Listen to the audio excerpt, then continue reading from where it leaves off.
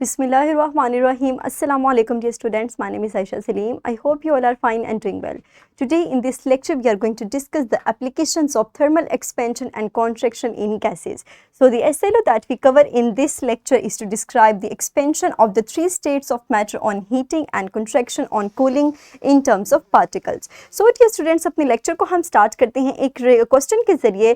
तो quickly answer me that, can you explain any real life application of the thermal expansion of gases? Very good. So dear students, हमारे पास जिस तरह liquid और solid state के expansion और contraction से रेलिवेंट एप्लीकेशंस थी, इसी तरह हम डिस्कस करेंगे कि किस तरह हमारे पास गैसेस से के कंट्रैक्शन और एक्सपेंशन से रेलिवेंट हमारे पास एप्लीकेशंस होती हैं.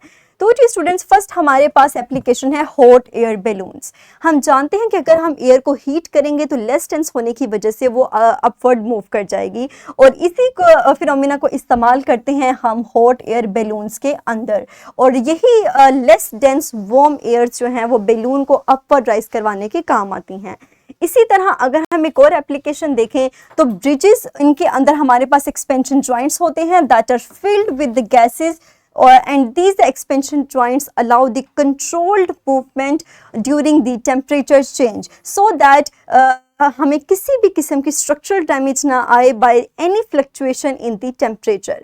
नेक्स्ट अगर हम मूव करें तो हम अपनी एक स्किल की तरफ जाएंगे, that is skill 10.1.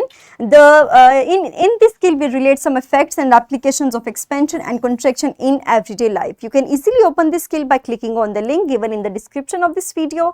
So here's the skill sheet. So dear students, by quickly reading out the descriptions आप इसको ज्वाइन करेंगे करेक्ट फिनोमिना के साथ कि either it is related to the contraction phenomena और द एक्सपेंशन फिनोमिना. सो जल्दी से अपनी वीडियो को कुछ देर के लिए पॉज कीजिए और इस स्किल शीट को सॉल्व करें.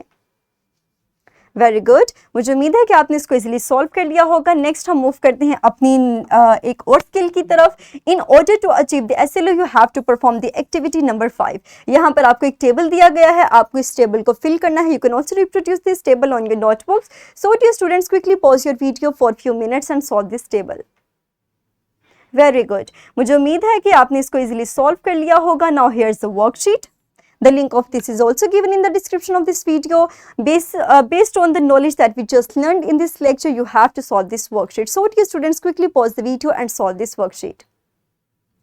Very good. And that's all about today's lesson. मुझे उम्मीद है कि आपको ये लेसन क्लियर हो चुका होगा. इंशाल्लाह अपने अगले लेक्चर के अंदर हम लेसन को यहीं से फर्दर कंटिन्यू करेंगे और कुछ मजीद कंसेप्ट्स के बारे में सीखेंगे. तब तक के लिए अपना ख्याल रखिएगा. Thank you very much and अल्लाह हाफिज़.